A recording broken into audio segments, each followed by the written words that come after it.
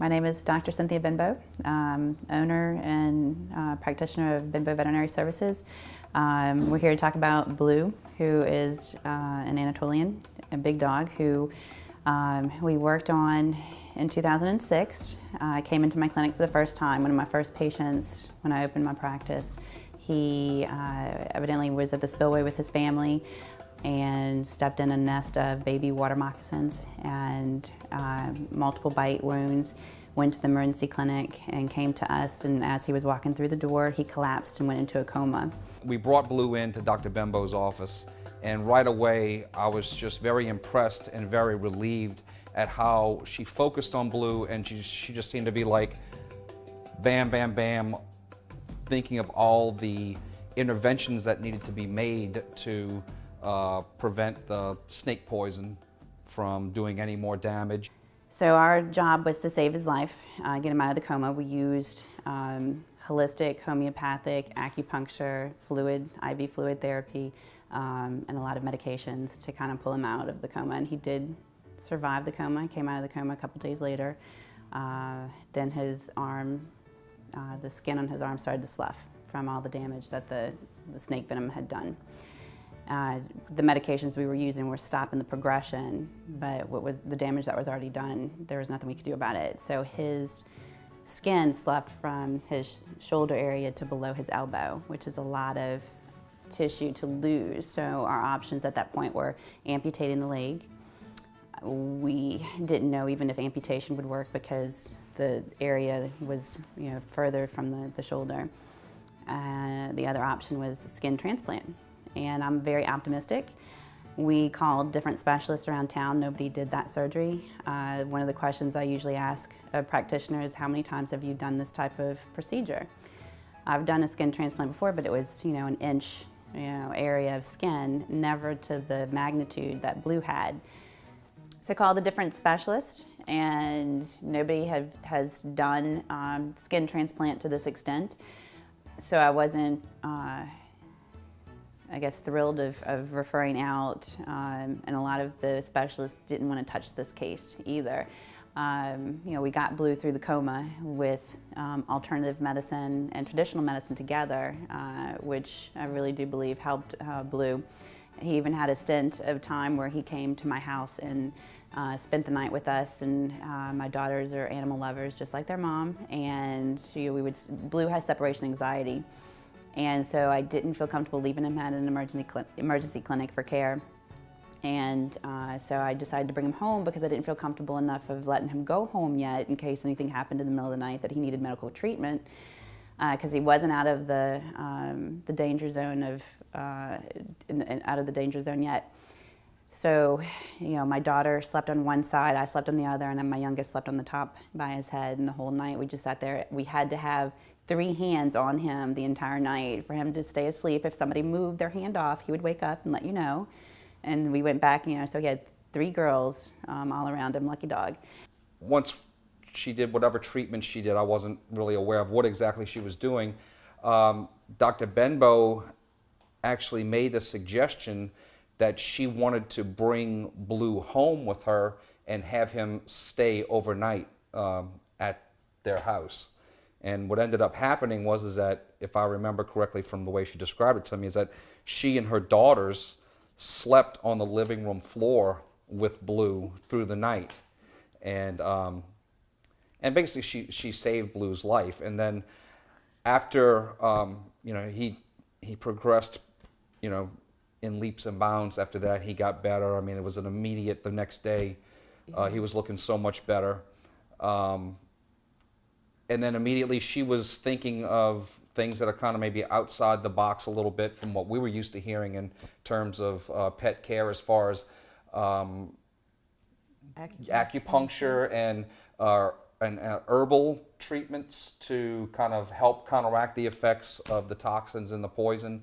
And I was just really impressed with that. And it was just very reassuring to know that Dr. Benbow was doing everything she could do, everything and she could think more. of. Yeah, and just a little more. yeah. And then taking the dog home and sleeping with him on the floor in the living room with her daughters. Children, yeah. And that was just, I mean, you can't help but think that that had to have some kind of positive effect on Blue, him. Yeah. trust with him. Right. You And know, at least put his mind at ease, with all that attention, so that your body works better when you're not stressed. So I'm sure that relieved some of the stress he was going through.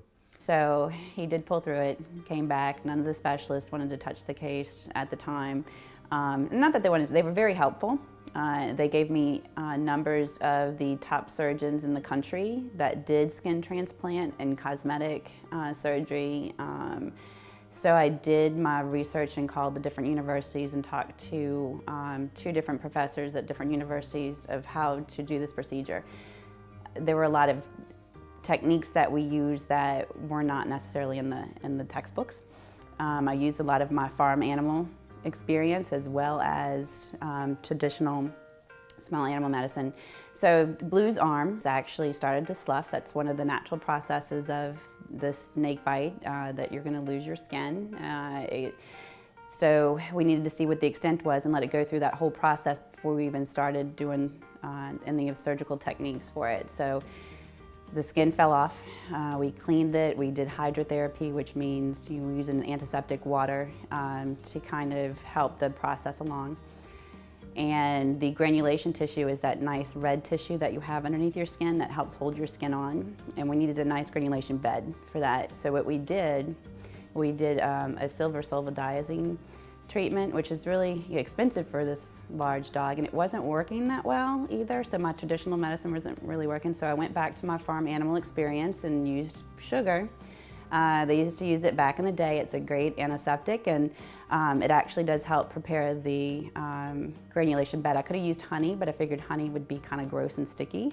So we doused his arm with sugar and we did what's called a wet to dry bandage. And we put a wet bandage, a dry bandage. So when we would take the bandage off, it literally would rip the granulation tissue that was not healthy off of him. So it wasn't very pleasant for Blue. It wasn't very pleasant for us, but we had to do it for him to have the best results. So we did that. I guess it was about a month before we could do his surgery.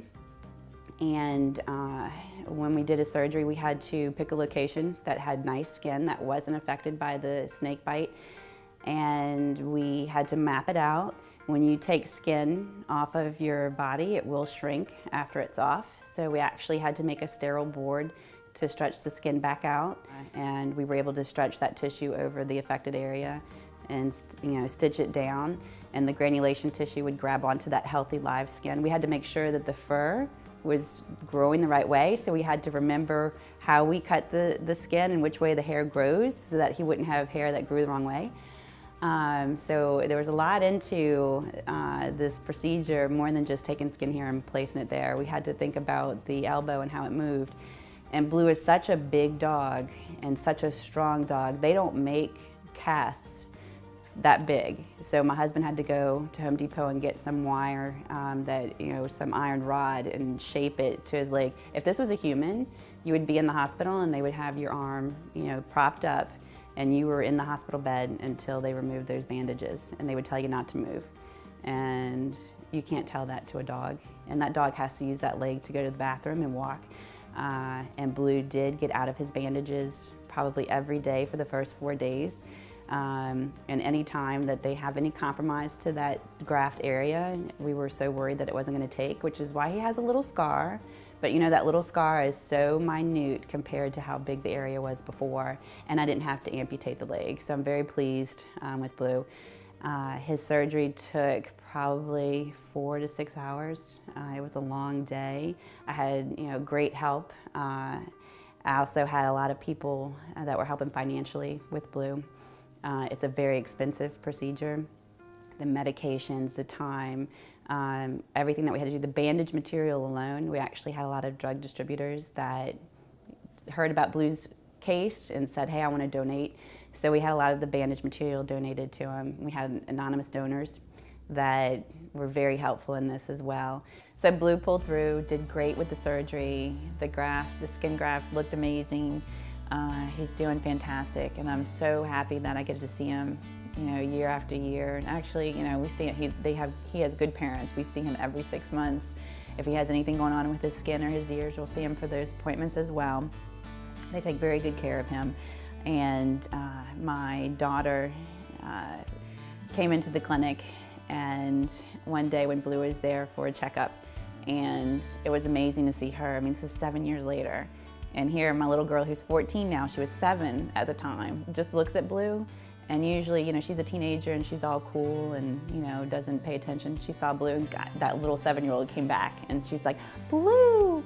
You know, and running, and both of them. It was like, you know, two souls that, you know, haven't seen each other in 7 years, and they just, you know, gave each other a big hug, and they were both so excited to see each other, which was amazing too. And now Blue is, he's a perfectly well-adjusted and healthy dog who overcame that, and you would never know, other than the scar, that he ever had any kind of life-threatening experience. And not only has she gotten us through that particular crisis, but of course, after she saved our dog's life, she became our regular vet, and we just always feel like he's in such good hands, and we're getting the best advice from her on how to treat him. And he loves to see her. He lights up. He just can't wait to come inside and see her in the office. His tail starts wagging. He hears her when he's in the other room, and he hears her. He just, you know, and you know that has to be from his experience with her. You know that has to be from that.